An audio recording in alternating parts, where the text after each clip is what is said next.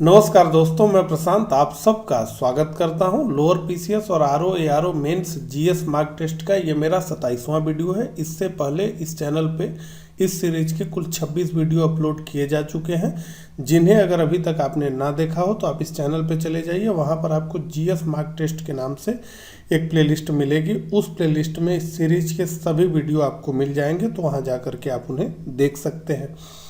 तो चलिए इसी के साथ इस मार्क टेस्ट की शुरुआत करते हैं। तो पहला प्रश्न आपके स्क्रीन पे आ चुका है, निम्न युग्मों पर विचार करिए। तो कुल 3 युग्म यहाँ पर दिए गए हैं। तो सूत पीटक, इसमें बौद्ध सिद्धांतों का वर्णन है। विनय पीटक, इसमें संघ संबंधी नियमों का उल्लेख है। और अभिधम पीटक, इस ग्रंथ में बौद्ध धर्म की दार्शनिक विवेचना दी गई है। पूछा यह जा रहा है कि इसमें से कौन सा से सही सुमेलित हैं। तो देखिए सभी के सभी इसमें सही सुमेलित हैं। आइए व्याख्या देखें। तो त्रिपिटक बौद्ध धर्म के आधारभूत और मुख्य ग्रंथ माने जाते हैं। भगवान बुद्ध के उपदेश 3 साहित्य खंडों में संकलित हैं, इन्हें त्रिपिटक कहते हैं। अब पहले बात करते हैं सूत पीटक की। तो इसमें बौद्ध धर्म के सिद्धांतों का वर्णन किया गया है। विनय पीटक की बात करें तो इसमें संघ संबंधी नियमों का उल्लेख किया गया है। अभिधम पीटक की बात करें तो इस ग्रंथ में बौद्ध धर्म की दार्शनिक विवेचना दी गई है। दूसरे प्रश्न की तरफ हम बढ़ते हैं। यज्ञ से संबंधित निम्न कथनों पर विचार करना है। तो कुल 2 कथन दिए गए हैं। अश्वमेघ यज्ञ का संबंध साम्राज्य विस्तार से है और वाजपेयी यज्ञ में राजा रथों की दौड़ का आयोजन करता था, जिसमें राजा स्वयं भी भाग लेता था। तो अश्वमेघ यज्ञ तो काफ़ी प्रसिद्ध है, बचपन से ही इसके बारे में हम लोग जानते हैं, चूँकि रामायण वगैरह में इसका जिक्र भी किया गया है। तो देखिए दोनों के दोनों ही कथन सत्य हैं। तो 2 का हमारा जो उत्तर है वो है सी। आइए व्याख्या की तरफ बढ़े। तो अश्वमेघ यज्ञ का संबंध साम्राज्य विस्तार से, जबकि वाजपेयी यज्ञ में राजा रथों की दौड़ का आयोजन करता था, जिसमें राजा स्वयं भी भाग लेता था। तो यहाँ पे कई और भी यज्ञों की बात हुई, जैसे राजसु यज्ञ। तो यह राजा के राज्याभिषेक हेतु होता था, इसमें सोम ग्रहण किया जाता था। शतपथ ब्राह्मण में इस यज्ञ का वर्णन किया गया है। वाजपेयी यज्ञ जिसके बारे में हमने बात की। अग्निष्ट टोम यज्ञ, इस यज्ञ में सोम रस ग्रहण किया जाता था तथा अग्नि को बलि दी जाती थी। इस यज्ञ में पूर्व याज्ञिक एवं पत्नी 1 वर्ष तक सात्विक जीवन व्यतीत करते थे। तो तीसरे प्रश्न पे हम आ गए हैं। कृष्ण भक्ति शाखा के महान संत वल्लभाचार्य का जन्म हुआ बनारस में, इलाहाबाद में, मथुरा में, पटना में। तो इसका उत्तर है बनारस में। आइए व्याख्या देखें। तो वल्लभाचार्य कृष्ण भक्ति शाखा के महान संत थे। इनका जन्म और मृत्यु दोनों बनारस में हुआ। इन्हें जगत गुरु महाप्रभु श्रीमदाचार्य की उपाधि मिली थी। ये रुद्र संप्रदाय से संबंधित थे तथा शुद्ध अद्वैतावाद दार्शनिक मत के प्रतिपादक थे। प्रसिद्ध विरूपाक्ष मंदिर कहाँ पर अवस्थित है? हम्पी में, भद्रचलम में, चिदम्बरम में, श्रीकालहस्ती में। तो निश्चित रूप से आसान प्रश्न है, इसका उत्तर है हम्पी। आइए व्याख्या देखें। तो इस मंदिर का संबंध विजयनगर साम्राज्य से है। दक्षिण भारतीय द्रविड़ स्थापत्य शैली में निर्मित विरूपाक्ष मंदिर हम्पी कर्नाटक में स्थित है। चार्टर्ड अधिनियम 1853 के संबंध में नीचे दिए गए कथनों पर विचार करके असत्य कथन का चयन करना है। कुल 4 कथन है, आराम से पढ़ते हैं। इस एक्ट के द्वारा नियुक्तियों के मामले में डायरेक्टरों को प्राप्त संरक्षण समाप्त कर दिया गया। ये ईस्ट इंडिया कंपनी के डायरेक्टरों की बात हो रही है। तथा सभी नियुक्तियां अब संसद द्वारा की जाने लगी। सिविल सेवकों का चयन खुली प्रतियोगिता के जरिए होना प्रारंभ हो गया। यद्यपि इस एक्ट द्वारा नियुक्तियों में समानता का सिद्धांत लाया गया, पर वास्तव में इस प्रावधान का पालन नहीं किया गया। नियंत्रण बोर्ड के सदस्यों की संख्या 24 से घटाकर 18 कर दी गई, जिनमें से 6 सदस्य ब्रिटिश संप्रभु द्वारा नाम निर्देशित होते थे। तो इसमें से असत्य कथन का चयन करना है, यानी 3 तो सत्य ही है, 1 असत्य है, तो यही असत्य है। ठीक है। इस एक्ट के द्वारा नियुक्तियों के मामले में डायरेक्टरों को जो संरक्षण प्राप्त था उसे तो समाप्त कर दिया गया और अब खुली प्रतियोगिता के जरिए जो है नियुक्तियां होने लगी, संसद के स्थान पे खुली प्रतियोगिता। तो चार्टर्ड अधिनियम 1853 के सिविल सेवा संबंधी प्रावधानों के अंतर्गत नियुक्तियों के मामले में बदलाव किए गए। इसके अंतर्गत नियुक्तियों में डायरेक्टरों को प्राप्त संरक्षण को समाप्त कर तथा सभी नियुक्तियां एक प्रतियोगी परीक्षा द्वारा संपन्न कराए जाने लगी, जिसमें किसी भी प्रकार का भेदभाव नहीं रखा गया।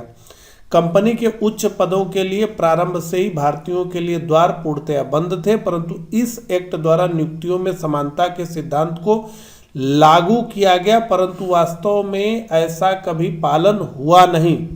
1858 में साम्राज्ञी विक्टोरिया की घोषणा के पश्चात यह आश्वासन दिया गया कि सिविल सेवा में नियुक्तियों के लिए रंग के आधार पर किसी भी प्रकार का भेदभाव नहीं किया जाएगा तथा सभी भारतीय स्वतंत्रता पूर्वक अपनी योग्यता अनुसार प्रशासनिक पद प्राप्त करने में सक्षम होंगे, परंतु घोषणा के पश्चात भी सभी उच्च प्रशासनिक पद अंग्रेजों के लिए सुरक्षित रहे।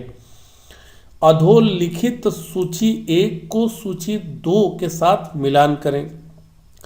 तो सूची 1 आंदोलन और सूची 2 उसके नेता।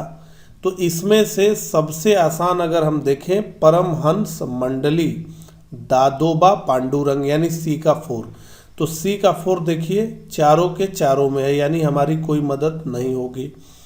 दूसरा अगर इसमें से दिमाग लगाना हो तो देवबंद आंदोलन, चूंकि हम जानते हैं कि मुस्लिम धर्म से संबंधित है और इसमें एक ही नाम मुस्लिम हमें दिख रहा है, तो हम ऐसे गेस कर सकते हैं, हमें उत्तर ना भी पता हो तो भी। तो देवबंद स्कूल, तो ये मोहम्मद कासिम नानो तभी ही होगा, यानी डी का 2 होगा। अगर डी का 2 होगा तो हम देखें कहाँ कहाँ है डी का 2, तो डी का 2 है सी में और डी में।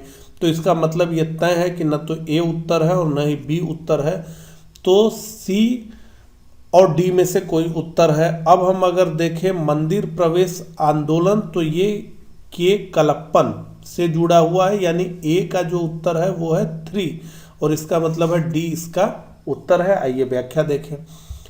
तो 1931 में जब सविनय अवज्ञा आंदोलन स्थगित हो गया तो केरल में मंदिर प्रवेश आंदोलन ने जोर पकड़ा।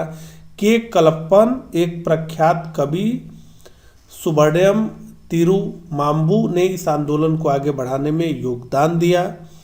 आंदोलन के फलस्वरूप ट्रावणकोर के राजा ने, उस समय ये देसी रियासत थी, ट्रावणकोर के राजा ने राज्याज्ञा जारी कर सरकारी नियंत्रित सभी मंदिरों में सभी जातियों के प्रवेश की घोषणा कर दी। न्याय आंदोलन की शुरुआत सीएन मुलादियर और टीएन नायर ने की और यहाँ पे 1849 में महाराष्ट्र में दादोबा पांडुरंग एवं साथियों ने मिलकर परमहंस मंडली की स्थापना की। देवबंद स्कूल की स्थापना संयुक्त प्रांत के सहारनपुर जिले में देवबंद नामक स्थान पर 1866 में मोहम्मद नानो तबी एवं राशिद अहमद गंगोही द्वारा की गई। तो 7वें प्रश्न पे हम आ गए हैं। निम्नलिखित में से कौन सा सही सुमेलित नहीं है? तो 3 तो सही सुमेलित है, जो सही सुमेलित नहीं है उसे को हमें छांटना है। तो पेरिस सम्मेलन COP21 2015 में हुआ था, न कि 2016 में, तो ये सही सुमेलित नहीं है। तो 7th का हमारा उत्तर है डी। आइए व्याख्या देखें। तो दिसंबर 2015 में पेरिस में जलवायु परिवर्तन पर COP21 संपन्न हुआ। इस सम्मेलन का मुख्य उद्देश्य वैश्विक तापन वृद्धि को पूर्व औद्योगिक स्तर से 2 सेंटीग्रेड की वृद्धि से नीचे रखना है। निम्न में से कौन सा एक द्वीपीय महाद्वीप है? अफ्रीका, न्यूजीलैंड, ग्रीनलैंड और ऑस्ट्रेलिया। तो निश्चित रूप से इसका उत्तर जो है वो है ऑस्ट्रेलिया। आइए व्याख्या देखें। तो दक्षिणी गोलार्ध में स्थित ऑस्ट्रेलिया एकमात्र ऐसा महाद्वीप है जिसे एक ही साथ एक महाद्वीप, एक राष्ट्र और एक द्वीप माना जाता है। इस प्रकार इसे द्वीपीय महाद्वीप भी कहा जाता है। यह आकार की दृष्टि से विश्व का सबसे छोटा महाद्वीप है। निम्न में से कौन सी चट्टानें भवन निर्माण सामग्री हेतु प्रसिद्ध हैं? धारवाड़ क्रम की चट्टानें, विंध्यन क्रम की चट्टानें, आर्कियन क्रम की चट्टानें, गोंडवाना क्रम की चट्टानें। तो इसका उत्तर है विंध्यन क्रम की चट्टानें भवन निर्माण सामग्री हेतु प्रसिद्ध है। आइए व्याख्या देखें। तो भारत में पृथ्वी के सभी भूवैज्ञानिक कालों में निर्मित चट्टानें पाई जाती हैं। भारत की भूवैज्ञानिक संरचना विविधतापूर्ण है। चट्टानों की विविधता के कारण ही भारत में विविध तरह के खनिज पाए जाते हैं। तो भारत में चट्टानों के निर्माण क्रम के अनुसार निर्मित होने वाले चट्टानें क्रमशः हैं आर्कियन, धारवाड़, कडप्पा, विंध्यन, गोंडवाना, दक्कन ट्रैप। जहां आर्कियन चट्टानें पृथ्वी की सबसे प्राचीन चट्टानें हैं, वहीं धारवाड़ सबसे प्राचीन अवसादी चट्टानें हैं। सोना, लोहा, मैग्नीज, तांबा, टंगस्टन जैसे कई धात्विक खनिज इन चट्टानों में पाए जाते हैं। वहीं विंध्यन चट्टानें भी अवसादी चट्टानें हैं जो मालवा पठार, सोन घाटी, बुंदेलखंड आदि क्षेत्रों में पाई जाती हैं। चूना पत्थर, बलुआ पत्थर, संगमरमर, चीनी मिट्टी, डोलोमाइट आदि तत्वों से युक्त ये चट्टानें अपनी भवन निर्माण सामग्री के लिए जानी जाती हैं। अब अगले प्रश्न की तरफ हम बढ़ते हैं। निम्न कथनों के आधार पर कूट से सही विकल्प चुनिए। न्यूयॉर्क हडसन नदी के तट पर स्थित है। न्यूयॉर्क में American museum of natural history विश्व का सबसे बड़ा अजायब घर है। न्यूयॉर्क की द्वीपीय स्थिति मुंबई से मिलती जुलती है। तो केवल एक एवं दो एवं तीन, तो डी 1, 2 एवं 3 ये इसका उत्तर है डी। तो इसके बारे में यहाँ पे लिखा गया है, लसिका के कार्यों से संबंधित कथनों पर विचार करें। तो अधिशेष जल का अवशोषण, जल की अस्थायी संचय, वसा का परिवहन, संक्रमण से सुरक्षा। तो उपरोक्त दिए गए कथनों में से कौन सा से लसिका के कार्य हैं? तो ये सभी लसिका के कार्य हैं 1, 2, 3 और 4। तो निम्नलिखित कथनों पर विचार कीजिए। धातुएं अधिकांशतः ठोस होती हैं तथा ऊष्मा की अच्छी चालक होती हैं। पारा एक ऐसी धातु है जो साधारण ताप पर द्रव्य अवस्था में विद्यमान रहती है। उपरोक्त में कौन सा से कथन सही है ये पूछा जा रहा है। तो 1 और 2 दोनों कथन सही हैं। आइए व्याख्या देखें। तो अधिकांश धातुएं ठोस होती हैं तथा ऊष्मा की अच्छी चालक होती हैं, परंतु पारा इसका अपवाद है, क्योंकि पारा साधारण ताप पर द्रव्य अवस्था में विद्यमान रहता है तथा द्रव्य होने के बावजूद यह ऊष्मा का सबसे अच्छा चालक होता है। कास्टिक सोडा का उपयोग निम्नलिखित में से किसमें किया जा सकता है? साबुन बनाने में, पेट्रोलियम के शुद्धिकरण में, दवा निर्माण में। तो उपरोक्त सभी में कास्टिक सोडा का उपयोग किया जा सकता है। आइए व्याख्या देखें। तो क्षारकों के प्रयोग, कास्टिक सोडा की बात करें तो साबुन बनाने में, पेट्रोलियम के शुद्धिकरण में, कपड़ा एवं कागज उद्योग में, दवा निर्माण में। पोटेशियम हाइड्रोक्साइड की बात करें तो प्रयोगशाला में अभिकर्म के रूप में, मुलायम साबुन के निर्माण में, CO2 तथा SO2 जैसी गैसों के अवशेषक के रूप में आदि। मंत्रिपरिषद समितियों के संदर्भ में निम्नलिखित कथनों पर विचार कीजिए। 2 कथन हैं। मंत्रिमंडलीय समितियों का उल्लेख संविधान में वर्णित है। ये समितियां स्थायी एवं तदर्थ 2 प्रकार की होती हैं। तो पूछा यह जा रहा है कि उपरोक्त में से कौन सा से सही नहीं है। तो देखिए, मंत्रिमंडल समितियों का उल्लेख संविधान में नहीं किया गया, तो ये गलत है। ये समितियां स्थायी एवं तदर्थ 2 प्रकार की होती हैं, ये सही है। और इसमें गलत ही पूछा जा रहा है, तो ये उत्तर हमारा है 14 का ए। आइए व्याख्या देखें। मंत्रिमंडलीय समितियां संविधानेतर होती हैं क्योंकि इनका संविधान में कोई उल्लेख नहीं है। हालांकि इनके गठन हेतु कार्य नियम का प्रावधान किया गया है। संसद की समितियां 2 प्रकार की होती हैं, अस्थायी एवं तदर्थ। तो स्थायी समिति स्थायी होती है और तदर्थ समिति अस्थायी होती है। तदर्थ समितियां समय समय पर विशेष मामलों के लिए गठित की जाती है तथा उन्हें उनके कार्य पूर्ण होने के बाद स्थगित कर दिया जाता है। तो निम्नलिखित कथनों में से कौन सा से कथन सही है? दो कथन है।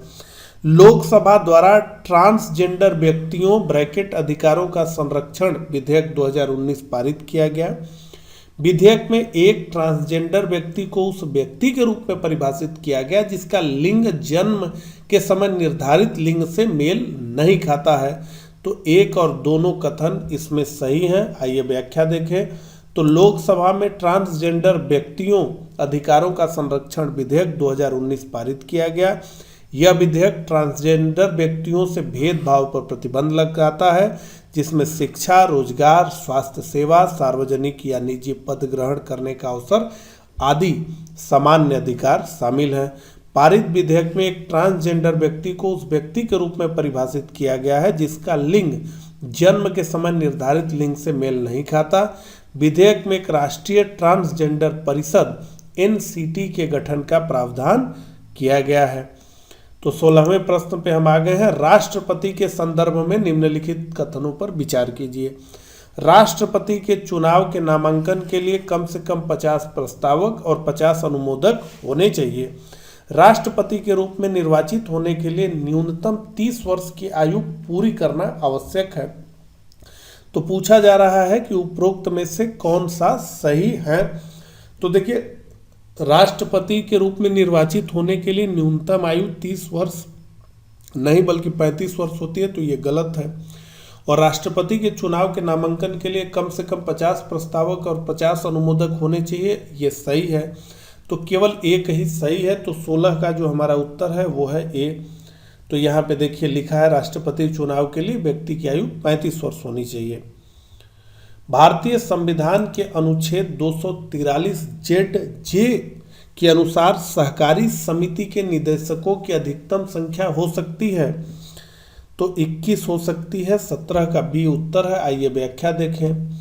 तो अनुच्छेद 243 ZJ में बोर्ड के सदस्यों, उसके पदधारकों की संख्या और पदावधि के संबंध में प्रावधान किए गए हैं। क्या है? तो बोर्ड का गठन निदेशकों की ऐसी संख्या से होगा जो राज्य विधानमंडल द्वारा उपबंधित किया जाए। यह अधिकार राज्य विधानमंडल के पास है। बोर्ड के निर्वाचित सदस्यों और उसके पदधारकों की पदावधि निर्वाचित होने की तारीख से 5 वर्ष होगी और सरकारी समिति के निदेशकों की अधिकतम संख्या 21 से अधिक नहीं होगी। निम्नलिखित युग्मों में से कौन सा सही सुमेलित नहीं है? गोस्वामी समिति, जानकी रमन समिति, मल्होत्रा समिति, तारपोर समिति। तो देखिए, तारपोर समिति सही सुमेलित नहीं है। ये पूंजी खाता परिवर्तनीयता से जुड़ी हुई थी, ये बैंकों में ग्राहक सेवा से जुड़ी हुई नहीं थी। तो 18 का उत्तर है डी। तो तारपोर समिति पूंजी खाते की परिवर्तनीयता, गोस्वामी समिति औद्योगिक रूढ़ता की समस्या, जानकी रमन समिति शेयर घोटाले की जांच पड़ताल, मल्होत्रा समिति बीमा क्षेत्र में सुधार, रेखा रेखीय समिति अप्रत्यक्ष कर, राज समिति कृषि जोत कर, खुसरो समिति कृषि साख।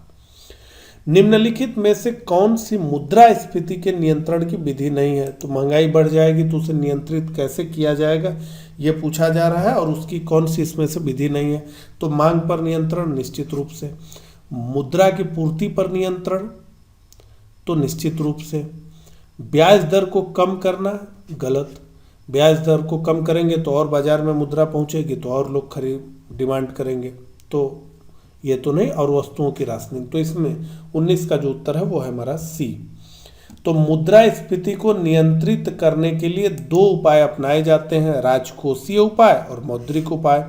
तो राजकोषीय उपाय के अंतर्गत संतुलित बजट बनाना, अनुत्पादक व्यय पर नियंत्रण, प्रगतिशील करारोपण, बच्चों को प्रोत्साहित करना, सार्वजनिक ऋण एवं उत्पादन में वृद्धि करना। मौद्रिक उपाय के अंतर्गत मुद्रा निर्गमन के नियमों को कठोर बनाना, मुद्रा की मात्रा को संकुचित करना तथा कठोर साख नीति अपनाना।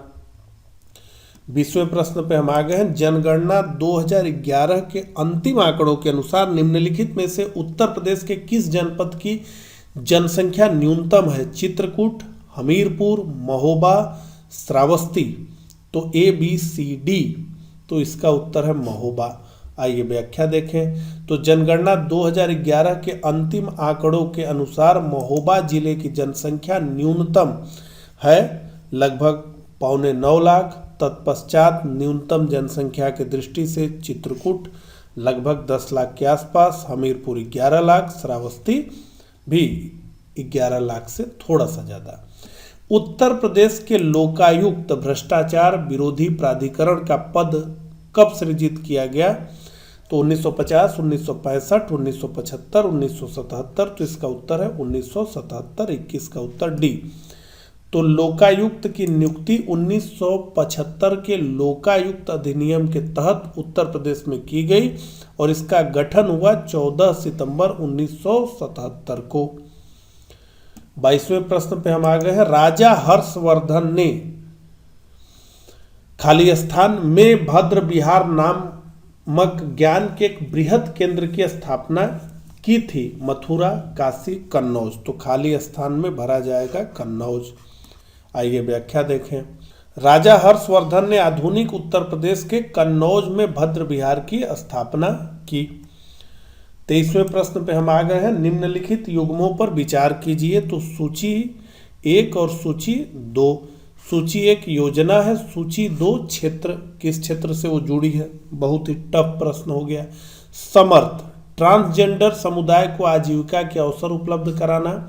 निर्वीक, मानसिक रूप से कमजोर व्यक्तियों को चिकित्सकीय सहायता उपलब्ध कराना। और संपदा, ज्यादा निर्यात ऋणों का वितरण सुनिश्चित किया जाना। तो उपरोक्त में से कौन सा से सही सुमेलित है, ये पूछा जा रहा है। तो इनमें से कोई भी सही सुमेलित नहीं है। तो 23 का जो हमारा उत्तर है वो है डी। आइए व्याख्या देखें। तो समर्थ योजना वस्त्र क्षेत्र में क्षमता निर्माण से संबंधित योजना है। इसके अंतर्गत पारंपरिक व संगठित कपड़ा क्षेत्रों में प्रशिक्षण कार्यक्रम आयोजित करने के लिए 18 राज्यों की सरकारों को 3.6 लाख अभ्यर्थियों को प्रशिक्षित करने का लक्ष्य आवंटित किया गया है। निर्वीक योजना, तो निर्वीक यानी निर्यात ऋण विकास योजना की घोषणा वित्त मंत्री निर्मला सीतारमण द्वारा बजट 2020-21 में की गई।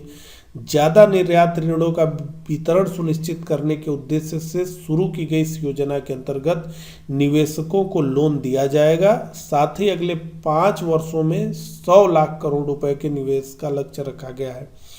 संपदा योजना, तो संपदा योजना मेगा फूड पार्क से संबंधित है। किसान संपदा योजना का उद्देश्य कृषि का आधुनिकीकरण करना तथा कृषि बर्बादी को कम करना है। निम्नलिखित में से कौन उत्तर प्रदेश के सर्वाधिक फसल क्षेत्रफल के अंतर्गत सही सुमेलित नहीं है? ये भी काफी टफ प्रश्न हो गया। फसल और शीर्ष फसल क्षेत्रफल वाला जिला, तो गन्ना, कपास, गेहूं, आलू। तो गन्ना खीरी, कपास अलीगढ़, गेहूं शाहजहांपुर और आलू बहराइच। तो आलू बहराइच ये सही सुमेलित नहीं है। आइए व्याख्या देखें। उत्तर प्रदेश आलू उत्पादन में देश में प्रथम स्थान रखता है। उत्तर प्रदेश 3 शीर्ष आलू उत्पादक जिले हैं उत्तर प्रदेश के, आगरा, कन्नौज और फिरोजाबाद। वहीं आलू की सर्वाधिक उत्पादकता कानपुर नगर तथा आलू की फसल के अंतर्गत शीर्ष क्षेत्रफल वाला जिला आगरा है। अतः विकल्प डी सही नहीं है, जबकि शेष विकल्प सही सुमेलित हैं। तो हाल ही की कुछ गतिविधियों के संदर्भ में उत्तर प्रदेश ने किन मामलों में देश का पहला राज्य होने का तमगा हासिल किया है? वर्चुअल कोर्ट की सुविधा शुरू करने वाला पहला राज्य, कोविड-19 के लिए पूल परीक्षण शुरू करने वाला पहला राज्य, स्टार्टअप फंड स्थापित करने वाला पहला राज्य, शिक्षा नीति 2020 को लागू करने वाला पहला राज्य, जल नीति को लागू करने वाला पहला राज्य। तो नीचे दिए गए कूट का प्रयोग करके सही उत्तर चुनिए। तो इसका जो हमारा उत्तर है C1, 2 और 3। तो आइए व्याख्या देखें। तो वर्चुअल कोर्ट के जरिए अदालत की सुनवाई करने वाला देश का पहला राज्य उत्तर प्रदेश। और यहाँ पे ध्यान रहे बताया गया है कि लोक अदालत का आयोजन करने वाला पहला राज्य छत्तीसगढ़ था। कोविड-19 के लिए पूल परीक्षण करने वाला उत्तर प्रदेश देश का पहला राज्य बना। इसके साथ ही स्टार्टअप फंड स्थापित करने वाला भारत का पहला राज्य भी उत्तर प्रदेश ही है। नई राष्ट्रीय शिक्षा नीति को लागू करने वाला भारत का पहला राज्य हिमाचल प्रदेश है। इसमें एक विषय ये था कि लोग कह रहे थे कि नहीं, इसका उत्तर कर्नाटक है, जो कि गलत है। कर्नाटक ने सबसे पहले इसकी घोषणा की थी, लेकिन लागू सबसे पहले हिमाचल प्रदेश ने ही किया। और सबसे अंतिम जल नीति लागू करने वाला देश का पहला राज्य मेघालय। तो इस प्रकार से आज का ये मॉक टेस्ट यहीं पे समाप्त होता है। मेरा प्रयास आपको कैसा लगा कमेंट करके जरूर बताइएगा। मिलता हूँ इसी तरह के अगले मॉक टेस्ट में, तब तक के लिए आप सभी को नमस्कार।